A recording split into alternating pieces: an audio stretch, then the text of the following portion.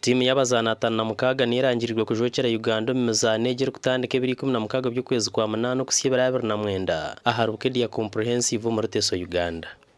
Atimeje hariho mwiri Cosmas mu mpiro mweji wasiniye yakabira yishomero rya St Paul Zorshoke yantungamo owakoze ari kurunjo mu kwirukanga ati akasingure medale na ya bronze mu metar 15 meten